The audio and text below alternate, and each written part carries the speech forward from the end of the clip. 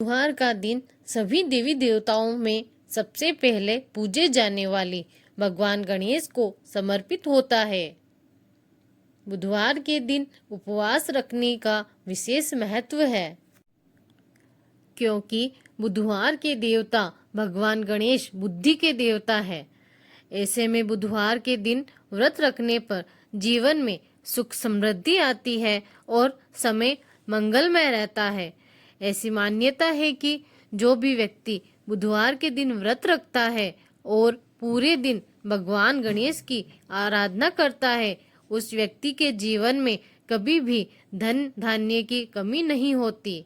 आइए सुनते हैं बुधवार की व्रत की कथा। समतापुर नगर में मधुसूदन नामक एक व्यक्ति रहता था। वह बहुत धनवान था।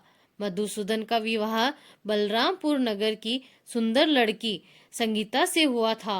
एक बार मधुसूदन अपनी पत्नी को लेने बुधवार के दिन बलरामपुर गया। मधुसूदन ने पत्नी के माता पिता से संगीता को विदा करने के लिए कहा। माता पिता बोले, बेटा आज बुधवार है, बुधवार को किसी भी शुभ कार्य के लिए यात्रा नहीं करते।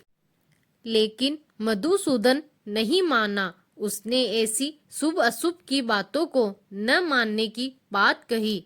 दोनों ने बैलगाड़ी से यात्रा प्रारंभ कर दी।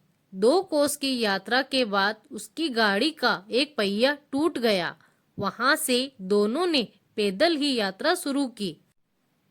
रास्ते में संगीता को प्यास लगी। मधुसूदन उसे पेड़ के नीचे बैठाकर जल लेने चला गया।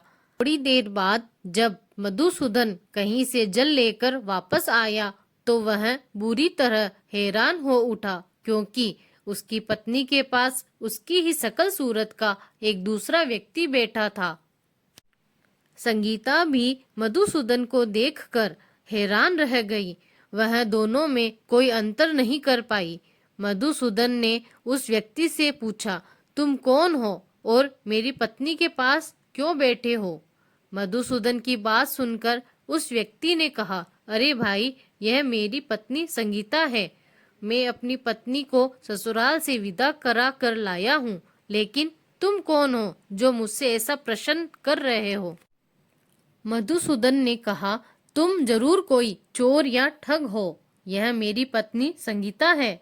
मैं पेड़ के नीचे बैठाकर जल लेने गया था। इस पर उस व्यक्ति ने कहा, अरे भाई, झूठ तो तुम बोल रहे हो।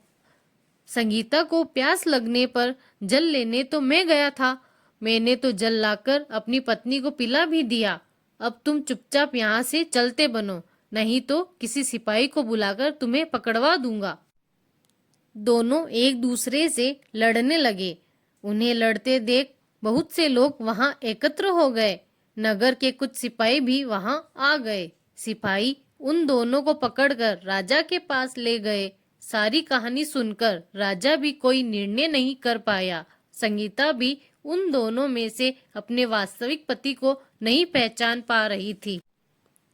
राजा ने दोनों को कारागार में डाल देने के लिए कहा। राजा के फैसले पर असली मधुसूदन भयभीत हो उठा। तभी आकाशवाणी हुई, मधुसूदन, तूने संगीता के माता पिता की बात नहीं मानी और बुधवार के दिन अपनी ससुराल से प्रस्थान किया। यह सब भगवान बुद्ध देव के प्रकोप से हो रहा है। मधुसूदन ने भगवान बुद्ध देव से प्रार्थना की कि हे भगवान बुद्ध देव, मुझे क्षमा कर दीजिए। मुझसे बहुत बड़ी गलती हुई। भविष्य में अब कभी बुधवार के दिन यात्रा नहीं करूंगा और सदैव बुधवार को आपका व्रत किया करूंगा। मधुसूदन की प्रार्थना करने से भगवान बुद्ध देव ने उसे क्षमा कर दिया।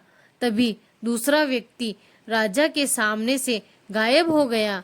राजा और दूसरे लोग इस चमत्कार को देख हैरान हो गए। भगवान बुद्ध देव की इस अनुकंपा से राजा ने मधुसूदन और उसकी पत्नी को सम्मान पूर्वक विदा किया। कुछ दूर चलने पर रास्ते में उन्हें बैलगाड़ी मिल गई। बैलगाड़ी का टूटा पहिया भी जुड़ा हुआ था। दोनों उसमें बैठकर समतापुर की ओर चल दिए। मधुसूदन और उसकी पत्नी संगीता दोनों बुधवार को व्रत करते हुए आनंद पूर्वक जीवन यापन करने लगे। इस तरह भगवान बुद्ध देव की कृपा से उनके यहाँ खुशियां बरसने लगी।